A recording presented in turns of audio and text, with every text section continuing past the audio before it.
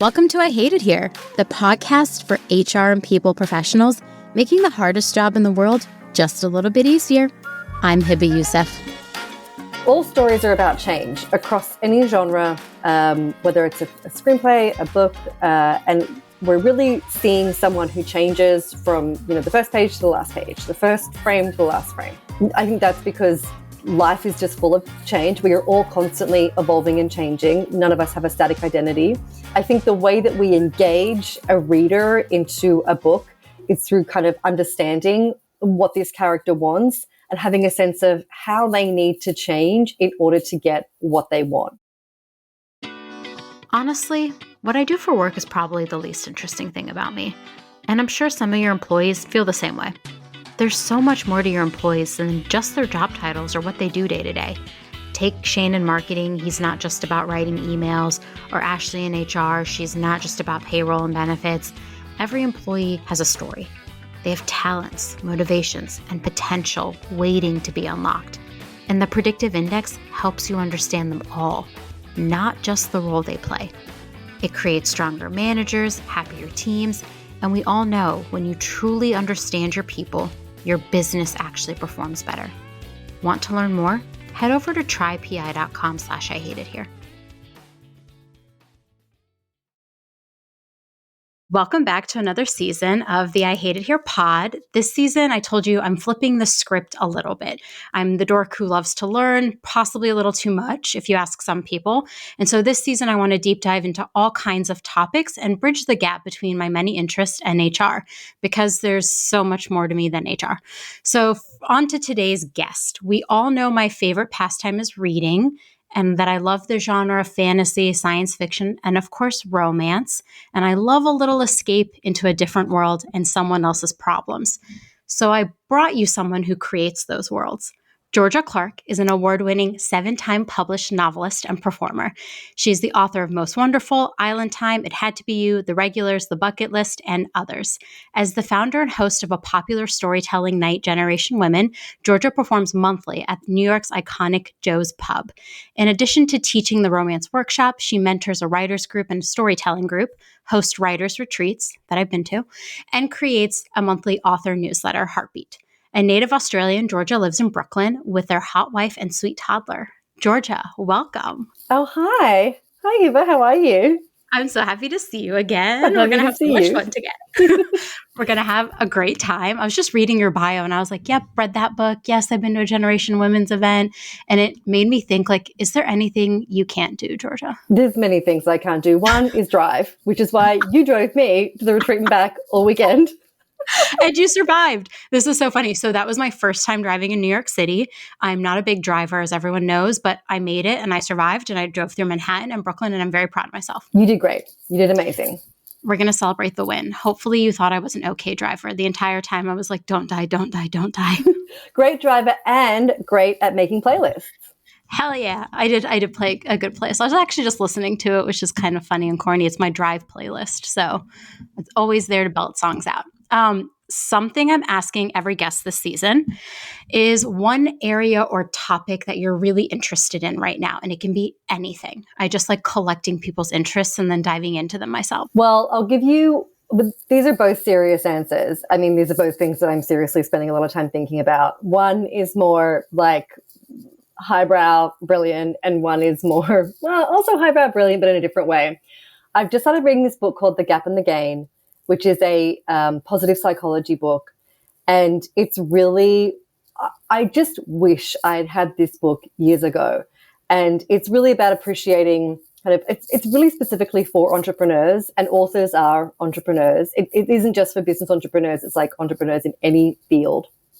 And it's really cracked open the way I'm thinking about things. And I'm already excited to tell my students about it, because so many writers are miserable because they don't have the next. They don't have the book deal. They don't have the agent. Once they have the book deal, they're not a bestseller, and I'm really guilty of that kind of thinking as well. So I'm talking nonstop to my wife about this book. I'm like, oh, it affects all these areas. So that's one thing I'm thinking about. And the other, as you know, and I'm constantly thinking about Buffy and which seasons are my favorite and why. All of my evolving thoughts about this show. That is an area that will always interest me because Buffy the Vampire Slayer is my favorite book. And I do want to check out that positive psychology book because I do feel like I always ask myself what's next and put so much pressure on having an answer. And I just don't think that's like a healthy lifestyle, honestly. Well, the way they frame it is, and I will be frank, I haven't finished it yet, is like it's not about not having wants, but it's about separating need from want and realizing that you can have wants, but you don't need them to be happy. And that happiness isn't something that's going to happen over the rainbow or over the hill or at the top of that mountain. Happiness and satisfaction with your life is something you can have now. But I think that the way it feels a little bit different to these kinds of books is it really is geared towards high achieving individuals and really acknowledging that people who have a lot of ambition and have a lot of, wants are working in a different way to people who are, don't have as many ambitions driving their life and that have always driven their life.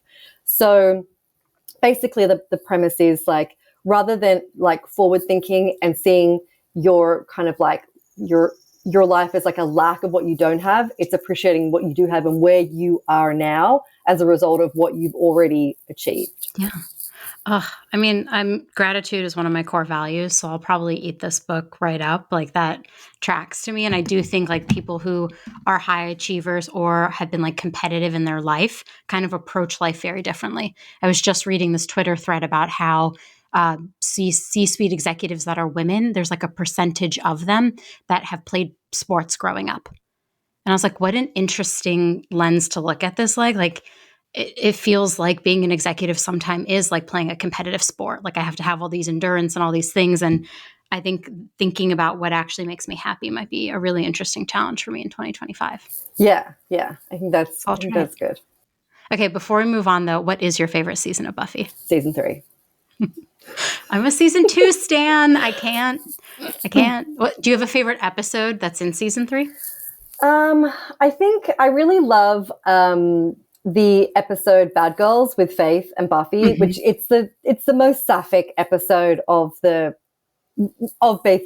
Buffy and Faith's storyline.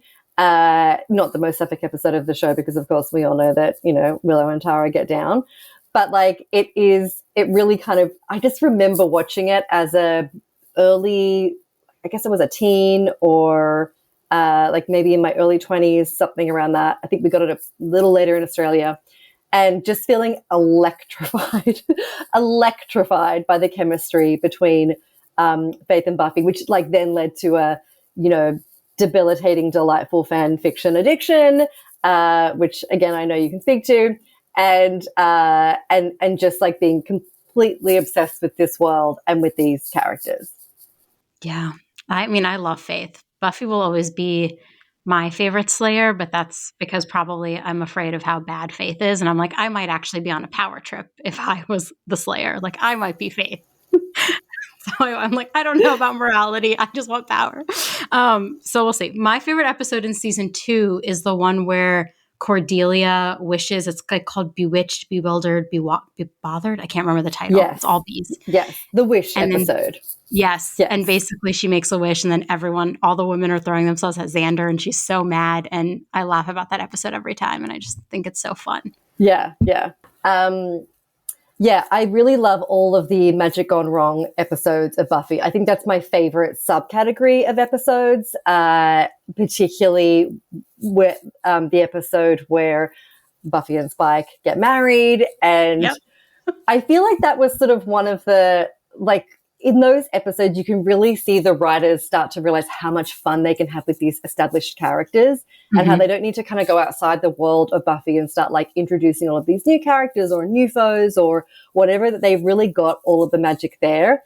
And the board is set, like the players are there and they can just sort of have so much fun with like upending things and shifting around power dynamics and who likes who and everything. But that episode, I like just lives rent free in my brain.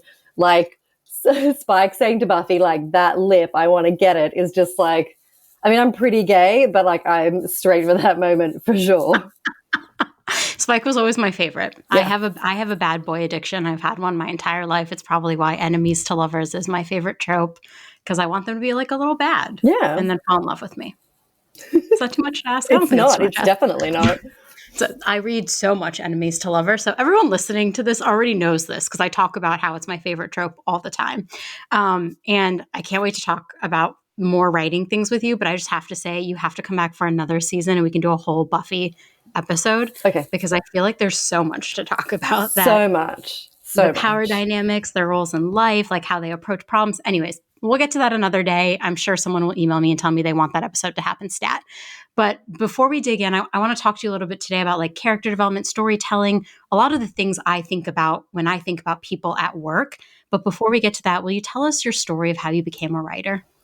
So I always wrote from a very young age. I remember handwriting short stories in class in what you would call middle school, we called primary school, and they were about like forest creatures, like foxes Love. and sort of like families of foxes and things like that. I grew up as a very young reader, reading a lot of Enid Blyton, who is an English author who wrote a lot of fantastical series about the Famous Five and sort of the Magic Faraway Tree and all of these like adventures that English school kids would have in the woods, and that was sort of like my frame of reference. So I always wrote and sort of expressed myself. I wanted to be a director when I was a teenager. My hero was Woody Allen. That did not age well, but I was like the 15-year-old who had seen all of Woody Allen's film and read like 3 of his memoirs, and was obsessed with his world. Don't generally lead with that these days, but Mm-hmm. I went to school for screenwriting and filmmaking. I spent a lot of money making some very, very bad short films. Should have been getting on the property ladder. Instead, I was pissing away all of my cash on movies about superheroes and like things that I was convinced was going to make me the next Baz Luhrmann. Spoiler alert, it did not.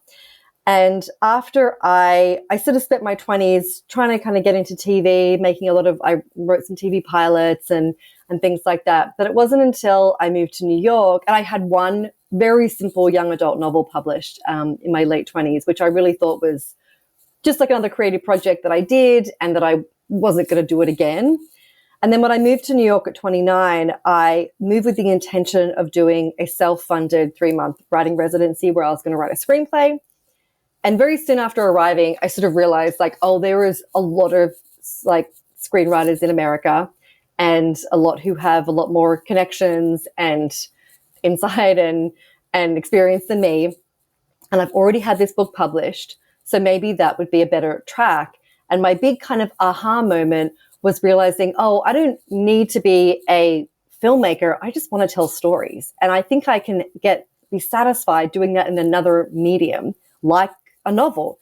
And it ended up being a good choice for me because you can write novels anywhere. You can do them in your sweatpants. You don't need to convince lots of people to work on them with you. Like when I was making films, it was like constantly trying to hustle and get in like cast and crew and be wearing a million hats. And as a novelist, you do actually play all of these roles. Like you're the costume designer and the set like decorator, you kind of play all the parts and it's very fun in that way. And I gained a lot of satisfaction from being able to kind of create these story worlds and that I was able to sort of lose myself in. Like I'm a fantasist, I'm a Pisces, like I'm, a big like imagination dreamer kind of person. I love smoking weed. Like I'm just like in my happy place when I am just in a fantasy world. And so after I moved to New York, I wrote one book that didn't sell. I wrote one book that did for a very small amount of money. Then I wrote another book that did sell, another book that didn't sell. And since then, luckily, books that have sold. But it was definitely, it was not a quick overnight success. I mean, of course, there's no such thing as overnight successes, but I definitely like clawed my way up the publishing kind of ladder to get to the place where I am now. And, I didn't have any connections in publishing. I mean, when I moved to New York, I didn't know anyone here, didn't have a place to live, didn't have a job, didn't have a visa. If you're thinking that chick didn't have a plan, you are correct. And now I'm, in a place where after a lot of, I think, hard won, lessons and and a lot of work, basically, just a lot of work. I am lucky enough to be a publishing novelist. That's amazing. I mean, I'm also a Pisces, so I get the whole dreamy thing. I'm day one of the cusp, so I'm like extra dreamy, I think. But I mean, it's interesting because I also grew up telling myself stories. I like the earliest memories I have are me reading and then telling my parents I wanted to be a writer. My parents being like, "Hey, we didn't immigrate to this country to support you, so please Ouch. pick another career." Ouch. Please pick another career. My mom has like softened in recent years, and her softening is like, you're so passionate about this thing. Do you really want this to be your career? And I thought that was like a very nice thing. My mother recognized the passion I felt for it, and that I'm one of those people who I probably need something else too, and not 100% focus on this thing that I really care about. I think she was always worried that if I did it and it became the thing that I did, that I would slowly start to hate the thing that brought me so much joy. Yeah, I mean, that is what, if you make your passion your career, it becomes more complicated. Yeah. Well, I mean, I'm a little passionate about HR. Just kidding. I'm a lot passionate about HR. I do this job. And I also love reading and writing. So I feel like I got to where I wanted to be eventually, but it's always a journey. And I love that I also wanted to be a screenwriter. Weirdly enough, our stories have a lot of similarities. I took like a screenwriting class in college and had an independent study where I like wrote a sitcom similar to Friends. And then I was like, this is not for me. Right. While doing it, I was like, I'm not funny enough for scripts. Like as I was writing, I was like, I can't do this. My professor was really kind. I just like wrote one episode and he was like, you're doing great. Just like outline the rest of the episodes. That's all you have to do for your independent study. And it worked out. And I did also want to be a film director, but I was more obsessed with John Hughes than Woody Allen. Right. Yeah. Yeah. You heard Georgia heard my whole like rant about how much I love 80s movies and how John Hughes is, I think, just a great director and I love his movies. So Cosign. Lots of Pisces. We have a lot of similarities. Now I see why we get along so well and survived a 2.5-hour drive without me killing us. Yeah. Talk to me a bit about how you start developing your characters. Are there specific traits or backstories you always include to kind of like make them relatable, or how do you even think about this? That's such a great question. So my genre is romance, and this is definitely a genre-specific answer. Because in other genres, like in thriller or literary fiction, there's other reader expectations that readers kind of come to books with, and they are more comfortable with characters who are unlikable. We call them spiky characters, characters who are just like total bitches. But in romance, readers are really looking to invest in the love story of someone who is deep down, under all of their layers, a good person. So that person might be a good person just straight off the bat. Like we meet them and from page one, we're like, oh, she's so nice. Like she's a sweetie pie. Or, I'm thinking of like Nora in Book Lovers, who is sort of comes across as like tough and not necessarily the biggest softie, but we quickly find out that she has great love for her sister, and like she does have a good heart underneath all of her armor. So I think that when I'm putting together a cast for a romance, I am looking to cast people who are good people who deep down just want to love and be loved, because that is ultimately what we're signing up for with a romance. We're witnessing a love story. When I'm putting together a cast, I'm looking to put together a diverse cast, and I don't just mean as like as far as people's racial identity. I mean really as far as their personalities. We don't want to have a cast of all type A. We don't want to have a cast of all shy dreamers. We want to have we want the characters to all be specific and identifiable, and to kind of bring something to the story. I think that when it comes to your lovers, like opposites do work well, like having, significant differences. But I also think there's a lot to having characters that feel very similar. I think either can work. All characters need to want something. In romance and in all commercial genres, it favors active characters. Active characters have an agenda. They want something. Passive characters, which we would see more in literary fiction and other genres, other less commercial genres, are characters that just kind of get like being like knocked around by the flotsam of life. Basically, other people's decisions are affecting them. But in romance, we're looking for willful characters that really have something that they want. So as I'm sort of like, I like characters that I feel like I can relate to. Readers like characters who they would like to sit next to at a dinner party. They like characters who they want to spend time with. For me, it's often funny characters. I love funny people. So funny people, I have a lot of funny friends. You're very funny. You're very funny. It's that really delights me.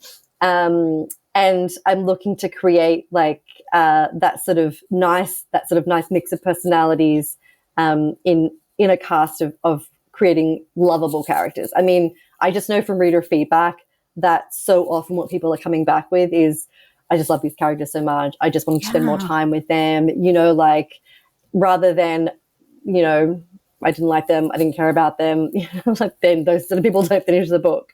So that's kind of like my top line answer to that.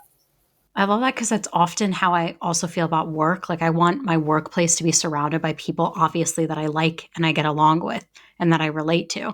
And so a lot of times when I'm reading books, this is so corny, please do not judge me. A lot of times when I'm reading books and I meet characters, I'm like, oh, I would never want to work with them. But usually I'm like, oh, I would actually really enjoy working with them. Like Nora in Book Lovers seems like a very like high performing, very intentional, like direct kind of person. And I'm like, I would love to work with her in the workplace. And like, maybe this is my problem of why I can never turn off my HR brain is even when I'm reading, I'm thinking like, what would these people be like at work? How would they behave? And so I love that you talked about how we want them to be likable because I don't know, I think about that so much at work when I'm really dealing with like tough people. I'm oftentimes like, why do I not like this person? And I have to like really sit there and digest like, what is it about them that's like really bothering me? And that's like hard as HR because we're supposed to be like so non-biased, but I mean, everyone will tell you they have their favorite people they work with and people that they struggle to work with. Yeah. Not just our cast and crew characters. Yeah. In romance and maybe like most novels, characters like experience a personal transformation. How do you think about that when you're developing the character? Yeah, another great question. So that's right. In all stories are about change across any genre, whether it's a screenplay, a book, and we're really seeing someone who changes from, the first page to the last page, the first frame to the last frame.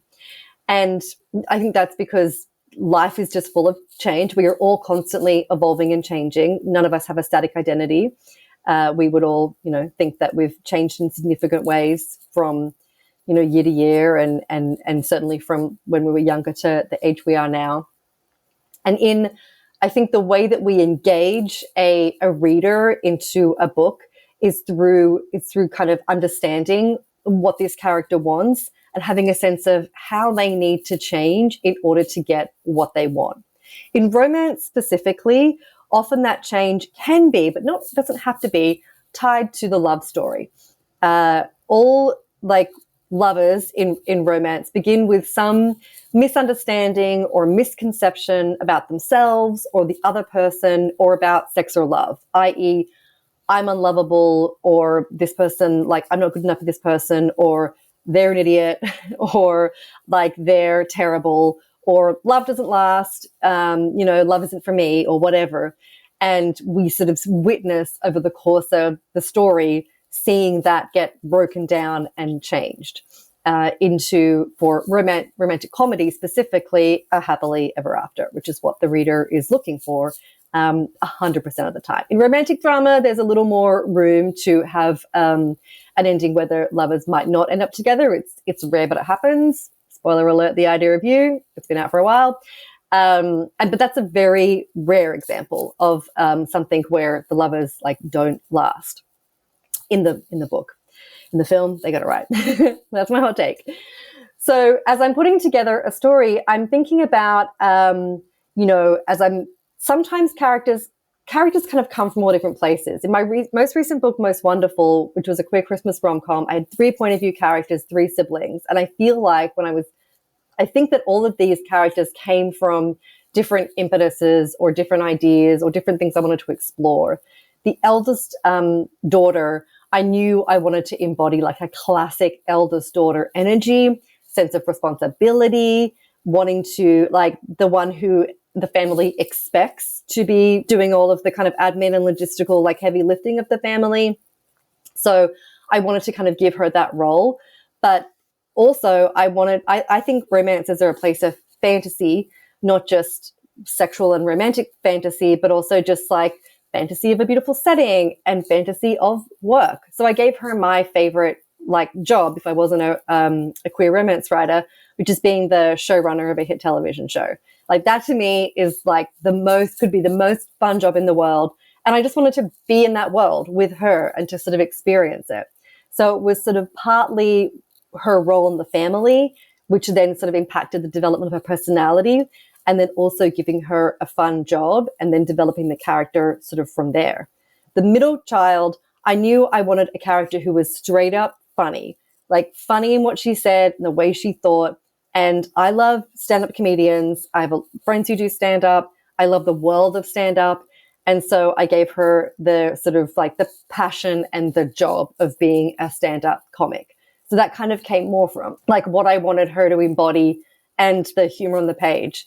And then to kind of round out the characters, the final character, the youngest brother, he's a character who is all heart and like wears rose-colored glasses and is just like a big beating like ball of a need to love and be loved, to the point that he's a little delusional because he doesn't see things quite clearly because he's so optimistic and just wants to love so much.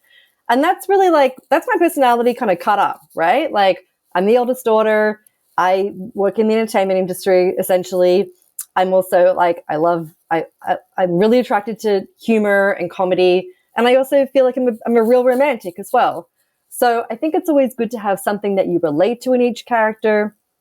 And so as I'm sort of putting them together and what they want, like those kind of wants generally spring out of their personalities. I think it's always good to give characters very clear goals. And they generally characters have external goals in the real world, like Liz's, my eldest character's goal in Most Wonderful is she needs to come up with a pitch for the second season of her show. Clear kind of goal. And like my middle character needs to get, more forward momentum with her career. But then what you're really witnessing in the book is that internal change we were talking about. And that means that sometimes the characters don't get those external goals because they sort of realize towards the end of the story, oh, that's not what I actually need. This change is what I really need. And now I don't need this. I don't need to get the thing that I thought I needed to get, and that irony is often quite satisfying because it's also sort of true to life. Like we might be chasing this kind of carrot and then realize, I don't need that. Like I need this more kind of like deep spiritual change to occur in my life. So I'm sort of like considering those things that come from like my interests, what I know to be true about the world, the kinds of change and evolution I've gone through, as well as what I think will engage and please a reader.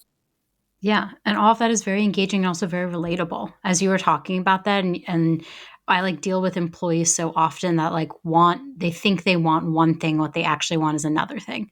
And then my job is to help them figure out and like be on that journey of, okay, you like want this promotion, but why? And I'm always playing the game of like, tell me why you want to get there. How can I help you get there? And I've said so often, being a reader my entire life, that it makes me better at doing this job because I feel like I've encountered so many people in my books that aren't real, but they have like very real experiences. And then when I'm in the workplace and I'm like trying to navigate through different personalities, people's wants, needs, I'm oftentimes thinking like, what did I learn about from reading a book? Yeah, it kind of sounds like you're a therapist in that way. Like, because I guess you need for them to come to the realization themselves of like, the thing isn't the promotion, the thing is like self-worth or whatever. Like it's whatever else they want. Like sometimes it's just like authority and autonomy and it's more money and they think it like has to be a promotion when it could be so many other things. So I have like another analogy about how every single person I meet in the workplace is just like another one of my books. Like I will learn their character story. I will learn everything that motivates them. I'll learn about their wants and needs. And I don't know. I always relate everything back to like a book I've read, an experience I learned about in a book. So It just helps. I think also they've shown that like fiction readers are more empathetic people. Yes, I saw that as well. I saw that study as well, because you're constantly putting yourself in other people's shoes. And, in some kind of, sometimes that's in other people's shoes who are very similar to you, and in some it's people who are radically different to you. Yeah. Everyone's always like, here are 15 nonfiction books to read. And I'm like, how about 15 fiction books to read to like help people understand the experiences of others? Yes. Yeah. Everyone's Amen. always asking, like, the number one question I get when people find out that I love reading, they're like, well, what are you reading? And I'm like, a lot of romance. And most people are like, oh, you're not reading like business books? And I'm always like, no. No, I'm more interested in reading my romance books. Sorry, I like do business all day long. I want to have like fun when I'm reading. So I Right. think it's interesting when that study came out, and it's like fascinating to see like the business books usually written by men that are touted as like the best business books, when it's like, hey, there are other people at work having an experience. Like maybe we read those, or we read more fiction and understand the perspective of others. That's my mini rant for this episode. I won't go too far on that one. I love it.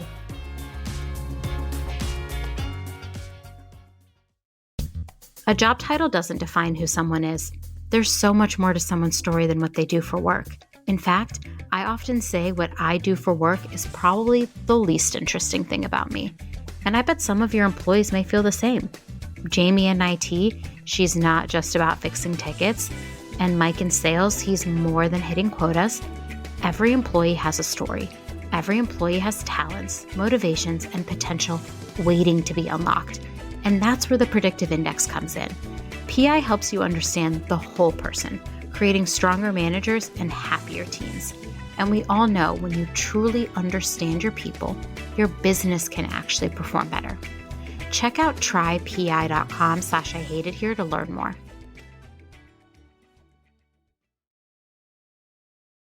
Something I'd love to talk about is conflict. I grew up in like a very conflict healthy family where like we all had conflict. We talked about it, we resolved it, and we moved on. But I think a lot of people struggle with conflict in the workplace. So how do you think about conflict when you're like shaping your characters? Well, conflict is essential, especially in the narrative itself, as far as obstacles. So if the characters have a want or a need, like they want something to happen, and there needs to be things standing in their way. Otherwise, what would just stop them from going out and getting it? There's also like inherent conflict in the relationship. There is something stopping these lovers from being together. Otherwise, why don't they just say, you're great, let's start dating. End of story. Very little tension and nothing would really happen. So we need to have that conflict in the story to engage the reader. So the reader is thinking, well, how are they going to get this? Like, how are they going to get past that? And we're always talking about wanting to raise the stakes in stories. That we want to make things. How difficult can we make things for these characters? A lot of writers, because I work with a lot of writers, we have this impulse to make life easy for our characters because we love them and we care about them and we don't want to put them in difficult places and places of struggle. But that's where interesting things happen. And I also think it's like it definitely happens where you sort of write yourself into a scene. You're like, I don't actually know how this character is going to get around this. Like you might realize that you've got a massive plot hole and that two things, something that you're hoping to have happen, you're like, well, actually it can't happen. But you always get yourself out of it. And I always encourage writers as well to trust your characters. They are more resilient and smarter than you think. So like put them into those difficult situations, create that conflict, and they will overcome. They might have to work a little harder. They might come up with a solution that, wasn't the first thing that came into your mind when you got into a place where you're just like, oh, this isn't actually going to work out. But it's interesting what happens when we're forced to think and to be creative and come up with a creative solution. So I think that in romance, we tend not to have antagonists in the cast who are the characters who are working directly against the characters' wants and needs, because actually the antagonist tends to be the protagonist. They are the ones who who generally are getting in the way of their own happiness because of their misconception about self or love. Most of the time, there's a few examples where, like Romeo and Juliet, the characters are perfectly in love, and what's actually standing in between them is their families. Yeah. And that's what's standing in the way of their relationship. But really, in modern romance, it tends to be what needs to change is the characters getting past themselves, which I think is also honestly pretty true in life as well. Yep. I think that certainly for a lot of writers, and for most people, what's standing in the way of our happiness is our own. I mean, like we were talking about at the top of the episode, like the idea of seeing happiness being something that'll happen if I get this, like when this sort of impossible thing happens, this kind of pie in the sky moment comes real, then I'll finally be happy, rather than realizing, oh, I have all the tools I need to be happy right now. I always like stories where what needs to change is a mindset, as opposed to, because a lot of real world obstacles can be overcome. Oh, the characters live in different countries. Well, can one of them just move to the other person's country? Yeah. Oh, the characters work in the same workplace and like relationships aren't allowed. Well, someone could always get a different job. Like there are these solutions, right? But it is harder to get past something of, oh, I deep down think I'm unlovable. That's not like an overnight fix. Like that's not something that you can just kind of like do one therapy session and be fine with. It requires a lot more inner work. And I like seeing when characters have to really go deep in order to get to a place where they can, accept the love that's given to them. I love that. And I was just thinking as you were saying that, like I've read every book Emily Henry has written. Yes, And me I've too. like, I always like, people are always saying like, this one's my favorite, this one's my favorite. And very rarely do people say Book Lovers is their favorite, which is my favorite. That's my favorite too. Okay, very rarely do I see that on TikTok. Everyone's like, People Meet on Vacation is the best book ever. And I'm always in the comments. I'm always in the TikTok comments being like, but Book Lovers, like maybe you should read that one because that's my favorite. But I was just thinking that out of all of her characters, I find myself relating the most to Nora in the Yes. book. And she does think like, oh, every guy is going to leave me because of my career and how much I care about it. But like she has this deep love for her family. Same, I have a deep love for my family. So it was really interesting now, as you were saying all of that I was thinking, I think she's the one I relate to the most. And like watching her overcome the conflict of, I might be unlovable. Where like she really at the beginning of the book is like, I'm a shrew. Like no one will love me. I care too much about my career.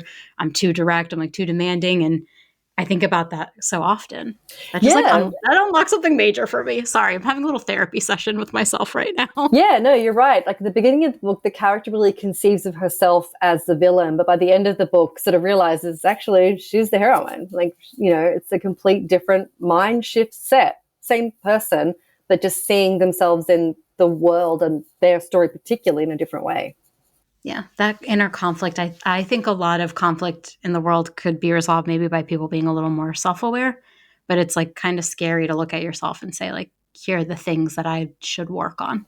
Yeah. And it's especially hard in the workplace because it comes up a lot where like our lived experience and our perspective in the world shows up at work. And a lot of it is like, we're not even self-aware of the way we behave.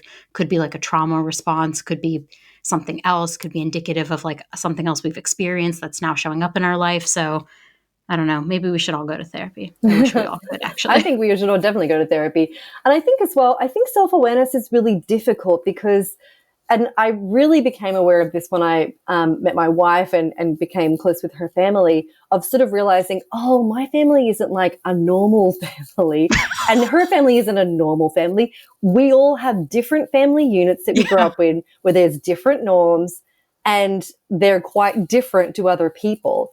And by extension, like all of the things that we think are normal about ourselves might not be normal to someone else. Yeah. So I think that self-awareness is really difficult to have because it really requires you to understand a lot of people's different perspectives and understand a lot of like how many different ways there are of moving through the world and how many different personality types there are, how many different, how many different people value different things, people like engage with conflict in different ways, and realizing I'm not right and you're not wrong and you're not right and I'm not wrong. We're just all so different, and how we can exist. Like, and I guess that's the real challenge of your role is understanding, like, how do we create a space where everyone feels heard, everyone feels equal, no one feels like they're right or wrong, because that doesn't really exist. And that we can be like, have appreciation for the difference in others and really understanding it in ourselves. Yeah, I always say, like, people are the best thing about this job, they're also the worst thing about this job. Like, while you're interacting with all these people, you learn so much about yourself, right? Yes. Like you were saying, like, with your partner, there's so many things I've learned about myself that, like, "Oh, this is because I did this thing a certain way," and, like, so many people do it differently. So, I think, like, it's cool, but a lot of people, we end up getting, like, defensive at times of, like, how we would do it, and we need to, like, that's, like, one of the hardest parts of feedback. We instantly get defensive when someone gives us any sort of critical feedback, and it's like something you have to work through to be like, okay, this person is just sharing their opinion on how they would do this thing. It does not mean anything less about me because I would do it differently. Right. But it's like best part, worst part of this job. Honestly, people make this job fucking entertaining. Yeah. Every week I'm like, oh, I'm about to be entertained again. Here we go. The great human drama that we're all a part of. That's literally what I'm watching every day. I'm like, this could be a sitcom. That's great about conflict. I really liked talking about that because I don't know, people are so afraid of conflict. So it's kind of interesting that you talked about it in the sense of self and romance, and I think it's like the self in the workplace too. And the other thing about conflict is I'm always wondering about people's motivations. And as you are writing, you have to like uncover those character motivations. How do you do that in a way that like feels natural in a story? Yeah, that's a great question. I think you really do need to know what characters want before you start. Because that, character is plot, plot is character. They are like really intertwined. And so I like to know sometimes, and certainly through the writing process, things come up and you discover things, hidden things come up, and you sort of realize, oh, actually, it's going to go this way or whatever. But I like to have a general sense of what someone wants beforehand, and to sort of like, and to understand what that is. I'm always thinking about relatability because that is what romance readers are looking for in the genre. And relatability, very simply defined as when you're reading a book, thinking like, oh, I would do that, or I have done that, or, oh, I would think that too, or I have thought that. Just that idea of being able to sort of understand that when a character's doing something, that it is directly reflecting your lived experience. Or if you're in the same position, you do exactly the same thing. It doesn't need to be all the time, and for every single thing the character's doing, but that's how to create that relatability. And so when it comes to what the characters want and their motives and what they're working towards, I think that things that are explainable to them, it doesn't need to be what the reader is working towards, but I'm working in my draft right now, I always am thinking about ambition and success, and it's something that I'm, really interested in thinking about. And I'm working in a character who is quite successful in her career and is going through a very severe sort of burnout, and realizing of that sort of habit that a lot of high achieving individuals have, which is just like feeling like you never have enough. You scale one mountain only to realize there are 20 more mountains, and that kind of never ending cycle. And that has really contributed to her burnout.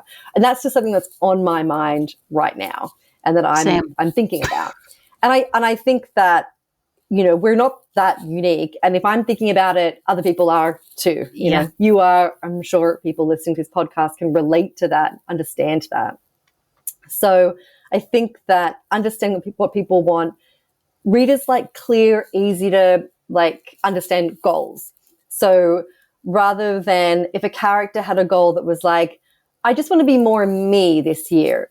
What does that mean? Like that could mean anything, Yeah. and it's hard to sort of see then, well, I mean, that could work in a book. But I think you would then get down to being like having more like subheads of like what that means, rather like versus a goal of I want to open a chocolate shop.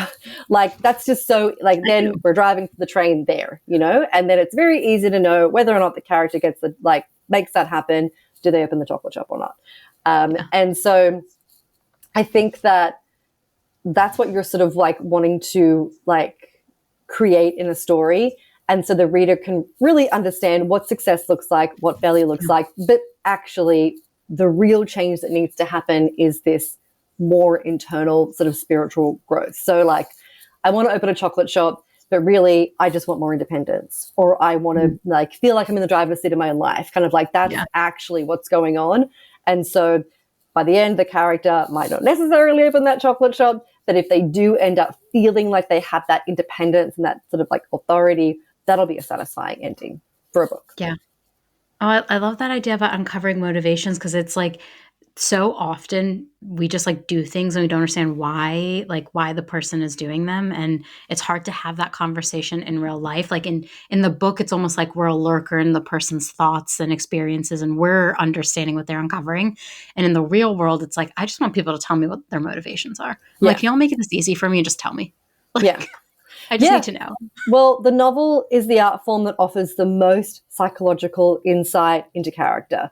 You know, in screenplay, we don't get to know what people are thinking. We only have their dialogue. We can see them doing things, and we can witness their thoughts like playing out over their face or whatever. Yeah. But unless you're doing some kind of voiceover or whatever, which, you know, tends not to work as well. But like in the novel, we get deep insight into how a human mind works. And I'm always aiming for that authenticity in seeing how a human mind like logics, and even if you're coming to the wrong conclusions, you know, which can be fun in and of itself, but seeing how we're kind of getting from A to B to C. And it's always very fun as a reader to know that a character is trying to get something and how they go about getting it. Like, what is their plan? You know, how are they going to overcome conflict? Typically in story, a character wants something, they try to get it in like, you know, method A, it doesn't work. Otherwise the story just ends and there we are.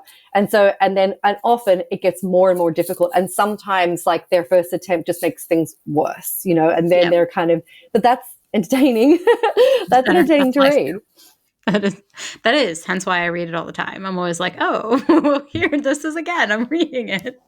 No, I mean, it's very fascinating. And I do feel like I've spent so much time in the psychology of other characters that like when I do this job, I'm just like, again, I told you this, reading, I think, has made me better and more empathetic. And that's what the data shows. So if you're taking away anything from this episode, please go read a fiction novel and maybe put down the nonfiction for like a second. I want to pivot and touch a little bit on, like, we just went deep on character development, which I think is so necessary for any HR person, honestly, anyone at work, to better understand the people they're dealing with. I want to talk a little bit about storytelling, because I think it's something that a lot of HR leaders kind of struggle with as we're thinking about how do we handle telling a story internally to our employees about what they want or need, or what we're going to do and why we're going to do it. And so I feel like there's so much we could learn from you around that. And I want to start with, like, how do you make a story like truly captivating for people? Yes, the storytelling, as defined by we're now in nonfiction. This is personal, true narratives. So these are things that are, you know, where someone is telling you a story about their life, something that happened to them. I think that for the show that I do specifically, and I think this is probably true for stories in general, vulnerability is so important and so engaging. If you are opening up about, you know, struggles and sort of like being able to be frank about the difficulties of life, because life is very difficult. And we all have, you know, we all experience a full array of human emotions. Doesn't matter who you are, doesn't matter what your job is, doesn't matter your status in life. We all experience, you know, everything from joy to despair. That is the human story. So being able to be open about that, be honest about that, is instantly engaging. I think that storytelling is an art form that has existed in every culture on every continent since the beginning of time, because it helps us understand how to live. And we're all constantly looking to other human beings to try and figure out, how are you living? How should I live? How did you get through that? You know, in many different ways and forms. We're so curious about other people because we're also curious about ourselves, and we want to make sure that we're doing life right.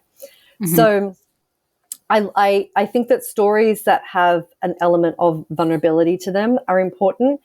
And also for my show specifically, but also for stories that have hope, you know, that have, rather than just like, this tough thing happened to me and it sucked in the end, you know, I love stories that have themes of resilience and grit determination, perseverance. We all persevere. It doesn't matter like really who you are and what your kind of role is. And sometimes we're persevering in the face of professional difficulties, personal difficulties, like self-created difficulties, like, the war in our heads.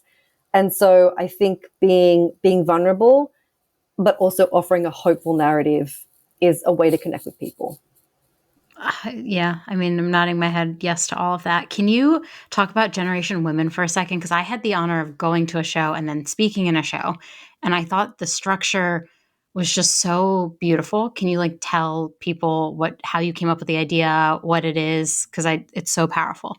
Yeah, so Generation Women is a intergenerational storytelling event where we invite a woman or non-binary performer in their 20s, 30s, 40s, 50s, 60s, and 70s plus to tell an original story on a different theme every month. So we start with Team 20s, that's a performer in their 20s, and we end with Team 70s plus, that's a performer in their 70s or older.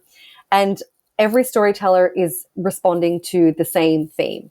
We had a show last night. The theme was New Year, New You, stories of reinvention and change. And we see every storyteller responding to the theme.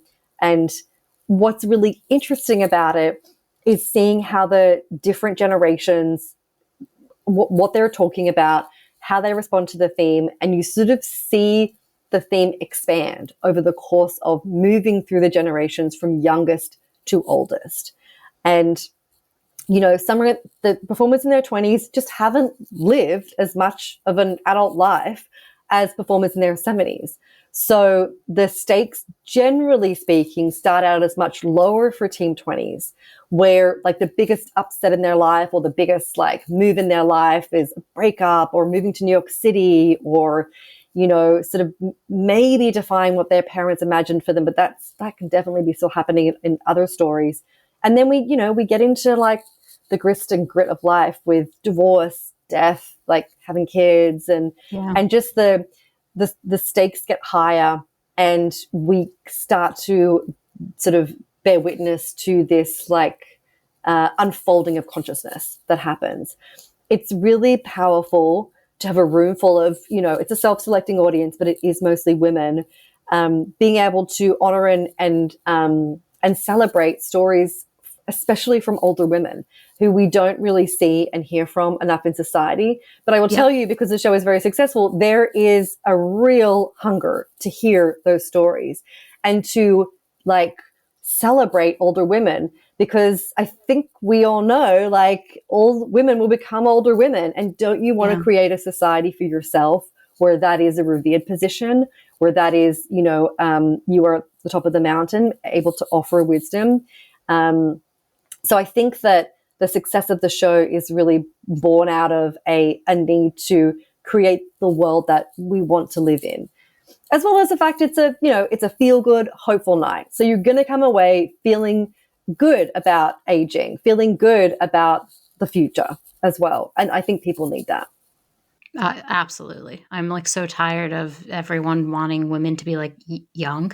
It's Yeah. like very disturbing to me. I'm like, that's kind of creepy. Like we were talking about it at our retreat where they were saying they were defining like the most confident people in a room. They did this study, and like the men were described as like being older, and the women were always described as being younger. Yeah. And I was like, this is just sad. Like my mom, like I've talked about my mom quite a bit on the podcast and with you in our car drive. Like my mom has so many stories to tell, and it's like her life didn't just stop when she got to like a certain age. She's like still living and experiencing new things every day. And it kind of gave me a lot of empathy. And there's a lot of ageism in the workplace too. And so like I loved the night because it did remind me like I've lived a little bit, but I also hopefully have a lot more to do too. And it felt like a very accepting room. Like the room, I really left like truly inspired.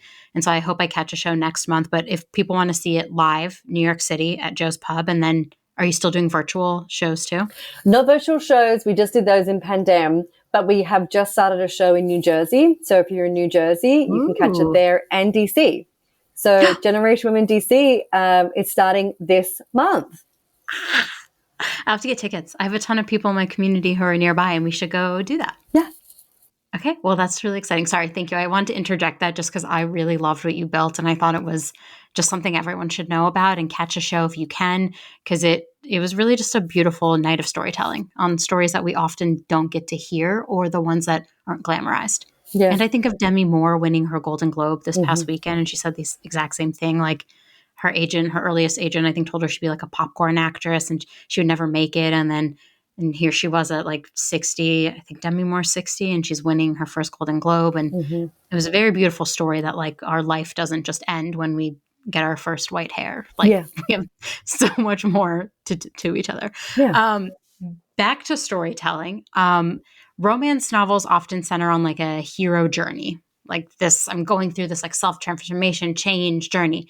How do you structure this and why do you think it resonates so much with people? Yeah, the hero's journey is such an interesting form. It was identified by Joseph Campbell and has been used to define a lot of stories as a classic storytelling structure.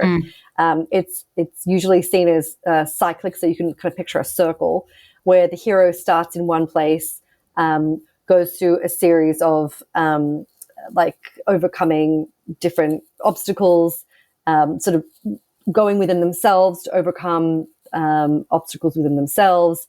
There's a series of reversals that happen before kind of coming back essentially to it's almost like a full circle moment, having changed and having brought about either a physical change in their environment or a change within themselves. mm, And I think that these kinds of story structures are really helpful for writers, especially if you didn't go through sort of like formal training like I didn't. I didn't do an MFA. I'm self-taught as a writer, having done a few small courses here and there. And it really does help sort of break down and define what makes a satisfying story. mm, And so many elements of the hero's journey are things that we have talked about in this conversation about the battle with self, overcoming significant obstacles. There's a point in the hero's journey where they use the friends and mentors to assist them on the way, which is your supporting cast and what their kind of role plays in the story. I think that in the ways in which romance and the hero's journey are sometimes differ is that in what defines a romance is a love story isn't a subplot. It's mm. it's not it's the story. Yeah. The love story is the story. We might start with just meeting the heroine on their own, but we will finish the story with the couple coming together, um, in all senses of the word. And so a hero's journey, but still it does and we might have a dual POV book where we're hearing from both characters, in which case Mhm. we're kind of getting two hero's journeys, because I think to make a book satisfying, every point of view character should be going through some sort of arc, some sort of Mm, transformation. So if we have 2 points of view, that might be two heroes' journeys. If I write ensemble, so I write books with multiple points of view, and so that means that for every one of those point of view characters, they are changing in some significant way. I like the hero's journey as a template.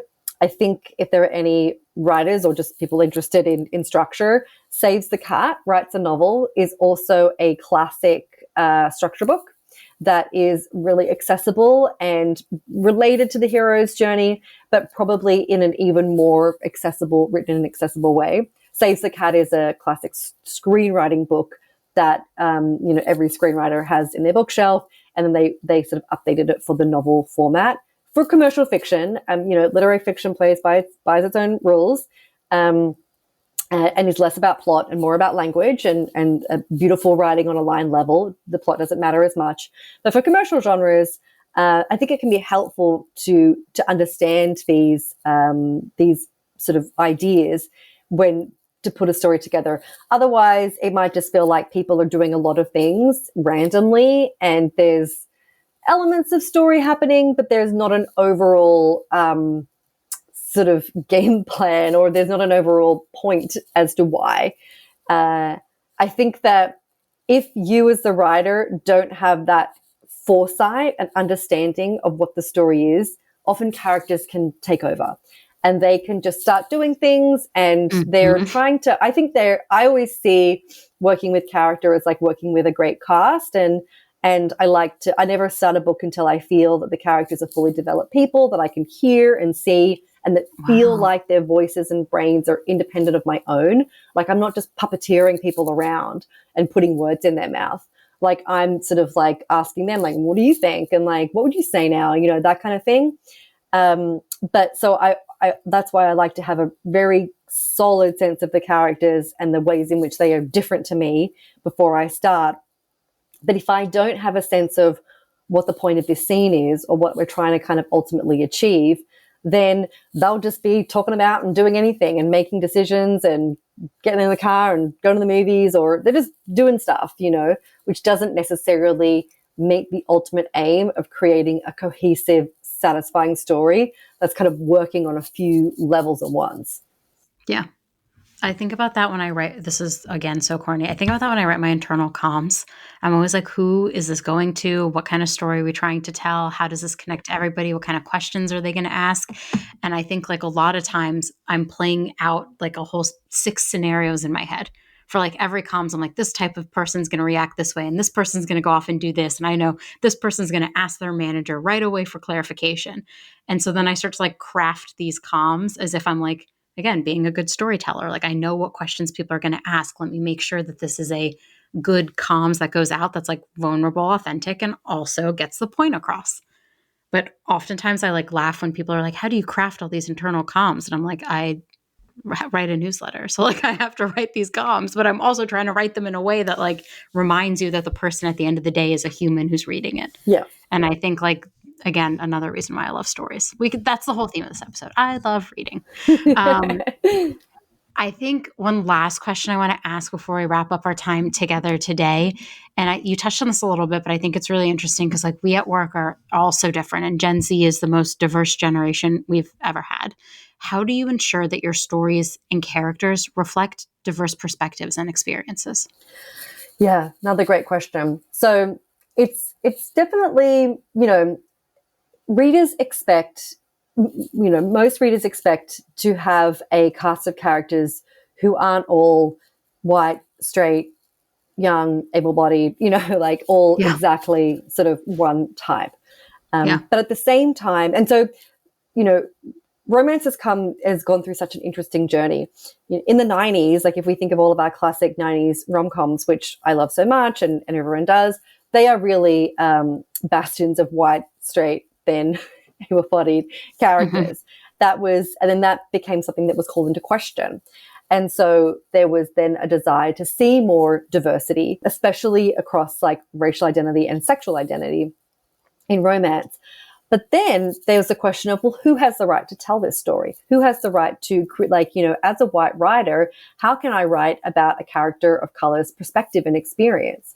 So I think now we're in a place where, you know, you have to, and I'm, you know, really lucky enough to be published by a progressive imprint who will challenge me on my characters of color. I mean, I'm queer, so I feel comfortable writing that. And generally, like, if you're like, you know, if I'm queer and I'm writing queer characters, no one's asking me about my straight characters. Like, not like, oh, well, what right do you have to create? You know, like there's some sort of some understanding of like, well, that's the dominant culture, and you know, you can write those characters. Like if I was to write a male character, I don't tend to get any pushback against like, well, what right do you have to create, you know, a man? But I definitely get that more with characters of color, and so I think that you know, you really do need to do your homework. I think it's a good idea if you are a white writer and you're in your cast, you have diverse characters, to think about what is your connection to them. What do you know of their experience? If you don't know anything, should you be writing this character in here? Mm-hmm. How can you find out about their experience? Often a lot of my characters of colors are based on people I know. So I can sort of say, well, this is a character based on my, you know, my roommate in my 20s, or, you know, my, like a friend of mine, or someone who I can also ask questions of. I like to interview real people to get information rather than just relying on internet research. You can listen to podcasts, you can read books, there's different ways in which you can understand someone's experience. But if I was to, for example, have a character in a wheelchair, I would not want to create that character just from kind of passive research, like reading books and listening to podcasts. Like I would want to be interviewing someone who like was in a wheelchair and their experience, and to make sure that, you know, I would be paying them to do authenticity reads, to ensure that this character was authentic. And I would really want to understand, why does this character, you know, need to be in a wheelchair? Like, why are they differently abled? Am I just doing that for diversity checklists? Like, but you know, you have to really be frank with yourself and ask, like, what is your motivation here? Is it coming from, what sort of place is it coming from? And understanding, like, just being really frank with yourself, because it's better to be asking yourself those questions than to have like the book being passed on or getting into any kind of controversy. I do think it's, you know, best to write from your own lived experience, because no one can take that away from you. No one can say like, you haven't had that experience. But it's definitely something tricky that writers are grappling with. And, you know, in a television show, you're able to have a writer's room that is often put together to you know, specifically represent the experience of the characters on the show. But obviously for a novel, it's just you. You wear all of the hats. So you have to kind of think carefully about like what your motivations are, what your experience is, and how you can educate yourself to get the book to an authentic place. I love that. I mean, it's so important to see representation in books, but I do agree with you that like a lot of authors in the last year or two have basically been criticized and under fire for like tokenizing certain types of characters. And so I think like that advice of like, if you're going to write about it, make sure it's either something you've really experienced or that you're doing the proper research to like accurately display this character and their experiences. And it's just an interesting dialogue that I see on Book Talk a lot, honestly, where readers are very quick to call it out. And I love that. I love that accountability. I love that we're asking for representation and real experiences in the literature that we're consuming. Yeah. Because it is quite hard. Like I was thinking of all the 90s movies, the 90s rom-com movies, all are very white casted. Like I'm trying to think through in my head, and it's just an interesting perspective to see how far we've come. And it makes me hopeful to see what stories we're going to read in the future that are going to be, maybe I relate more to the characters than the characters I'm currently reading. So I think that was very helpful. Thank you for sharing your perspective. For people, so we HR people are on LinkedIn. I realize that's not where the creatives are, Georgia. So if people want to get in touch with you, they listen to this episode, they loved it, they either want to grab your book or, I don't know, go to the many things that you're working on, what's the best way for them to find you? Yeah, you can connect with me on, my website is georgiaclark.com. I'm on Instagram at Georgia Lou Clark. That's the only social platform I'm on. You can come to a Generation Women show, generationwomen.us. We're monthly at Joe's Pub, as well as New Jersey and DC. And if you're at Seattle way, we also have a show in Seattle, as well as Sydney and Melbourne. If you're interested in attending a writer's retreat, you can find those links on both my website and Generation Women. My writers group, which is for romance writers and women's fiction writers specifically, is through my website.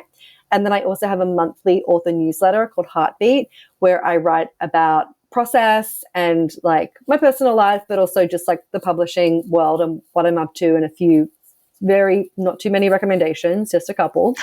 Come to it, and you can always see me in person at Joe's Pub once a month through Generation Women. Yeah, I mean, I've been to 2 writers' retreats. I highly recommend them. Every single person I've met has just been a phenomenal person who's like inspired me in different ways. And I feel really lucky because now I have like an extended circle of women working on like really interesting and creative things. And I maybe someday will write my own novel, maybe my own workplace romance. Maybe if I manifest it on this podcast, it'll happen. I hope you do. I think that you would crush that. It would be sexy and probably inappropriate. So hopefully my mom never reads it. My mom never reads it because it would embarrass me. Thank you so much for joining me today, Georgia. And I am just so thankful to know you, to read your work, and to be connected to you. And you're going to come back for another episode on Buffy the Vampire Slayer. I promise you. I cannot wait. Thank you so much. Thanks for tuning in. Keep up with all the latest HR resources by subscribing on Apple, Spotify, Google, or wherever you listen. And if you love I Hate It Here, tell an HR friend. I'll see you next time.